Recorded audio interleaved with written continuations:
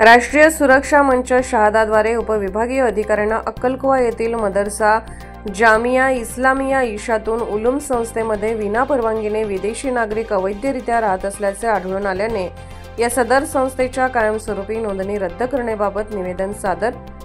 काही दिवसांपूर्वी नंदुरबार जिल्ह्यातील अक्कलकुवा येथील मदरसा जामिया इस्लामिया ईशातून उलूम संस्थेमध्ये काही विदेशी नागरिक विनापरवानगीने अवैधरित्या रहिवासात असल्याचे आढळून आले होते। या संदर्भात नंदुरबार जिल्हा पोलीस दलामार्फत कारवाई करण्यात आली होती। सदर विदेशी नागरिक हे फूड इंडस्ट्री संबंधित व वैद्यकीय उपचारासंबंधीचे गोष्टीचे लाभ जिल्ह्यामध्ये घेत असल्याचे आढळून आल्याने अवैधरित्या संस्थेत सुरू असलेल्या कारभारावर चौकशी व्हावी यासाठी शहादा येथील राष्ट्रीय सुरक्षा मंच समितीद्वारे उपविभागीय अधिकारी शहादा तहसीलदार शहादा यांना आज निवेदन सादर करण्यात आले। त्याचबरोबर मागील काही दिवसांपूर्वी शहादा शहरात एका आदिवासी महिलेची भर दिवसात चाकू मारून हत्या करण्यात आली होती। चाकू मारणारी व्यक्ती ही सुद्धा महाराष्ट्रातली नव्हती। तसेच आताच एका दलित युवतीला जाळ्यात फसवून तिचे अश्लील व्हिडिओ बनवून तिला ब्लॅकमेल करण्यात येत होते। अशा शहराची शांतता धोका टाकणाऱ्या घटना शहादा शहरात वारंवार घडत आहेत। याविषयी देखील उपविभागीय अधिकारी आणि तहसीलदार यांच्याशी चर्चा करण्यात आली। यावेळी राष्ट्रीय सुरक्षा मंच समितीचे सदस्य डॉक्टर वसंत पाटील, मनोज चौधरी, दिनेश नेरप्रकार, राजेंद्र साळी, वैभव तांबळी, चंद्रकांत पवार, गणेश वाडिले, मनीष चौधरी, चुनीलाल शिंदे, डॉक्टर हेमंत सोने, विनोद नेने, रोहिणी भावसार, साची गुजराती, राहुल कोळी, किरण चित्ते, पंकज सोनार, यश शिंपी, हितेंद्र वर्मा, विजय तावडे, हिरालाल अहिरे, राजेश अहिरे, चंद्रकांत अहिरे, भोजेंद्र शिंदे, दिनेश खंडेलवाल, शुभम सोनार, विजय अहिरे, सुरेश चव्हाण, संतोष अहिरे, बाली अहिरे, पिंटू अहिरे, काशीनाथ अहिरे इत्यादी उपस्थित होते। सदर संस्था आणि बाहेरून आलेल्या व्यक्तींची चौकशी करून त्यांच्या कागदपत्रांची सखोल पडताळणी करावी। तसेच मदरसा जामिया इस्लामी ईशातुल उलूम संस्था अक्कलकुवा व तिच्या शाखांची सखोल चौकशी करून संबंधितांवर कडक कारवाई करावी अशी मागणी यावेळेस राष्ट्रीय सुरक्षा समिती आणि शहादा शहरातील नागरिकांनी केली आहे। नंदुरबार जिल्ह्यात वेळोवेळी दलितांवर अन्याय होत आहे। अन्याय करणारे बाहेरचे लोक आहेत।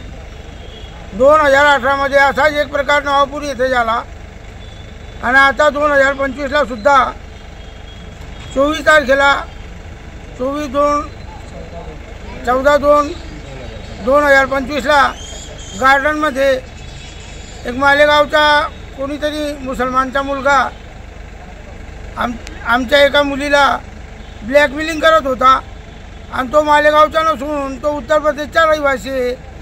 परंतु इथं वेळेस काही नागरिकांनी दक्षता बाळगून आणि पोलिसांचं सहकार्य आम्हाला चांगलं लाभलं। त्याच्यात देशले साहेबांचं सहकार्य चांगलं होतं, दत्तपवार साहेबांचं सहकार्य चांगलं होतं, पोलीस अधिकाऱ्यांनी आम्हाला चांगल्या प्रकारे मदत केली म्हणून तो सापडला आणि त्याला तुरुंगात टाकला।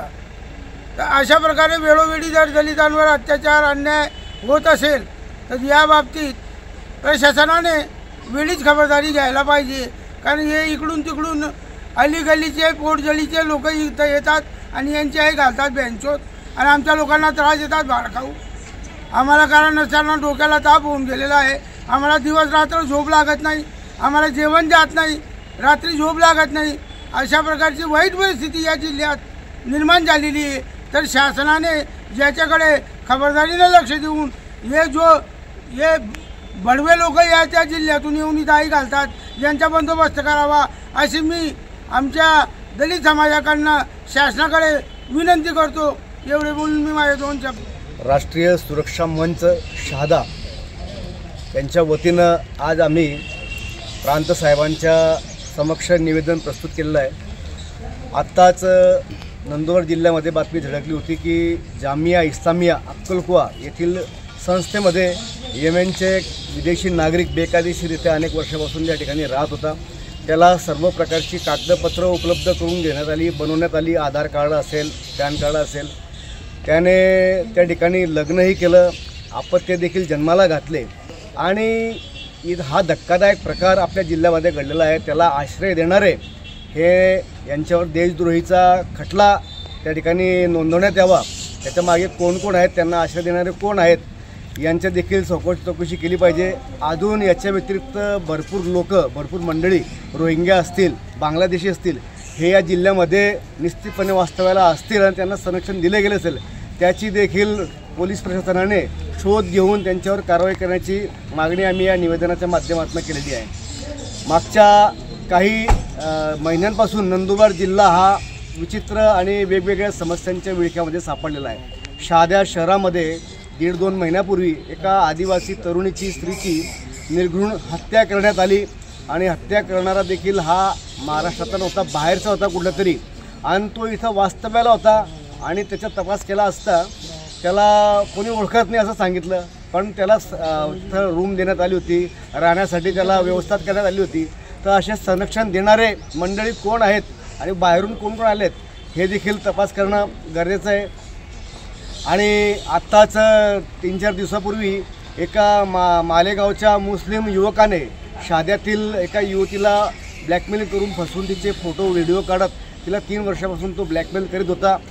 अशा प्रकारच्या लव जिहाद असतील किंवा स्थलांतरणाचे लोक इथं आले असतील, हे वेगवेगळे मुद्दे यांचं माहेरघर नंदुरबार जिल्हा बनत चालला आहे की काय अशी भीती निर्माण झालेली आहे। पोलीस प्रशासनाला आणि मुख्यमंत्र्यांना आम्ही विनंती करतो की नंदुरबार जिल्ह्यामध्ये विशेष पथक स्थापन करून आपण चौकशी करावी आणि देशद्रोह्यांचा अड्डा बनत असलेलं हे नंदुरबार जिल्हा यांच्यावर कठोर कारवाई करून यांच्यापासून जिल्ह्याला मुक्त करावं अशी आम्ही राष्ट्रीय सुरक्षा मंचाच्या वतीने प्रशासनाला विनंती करतो।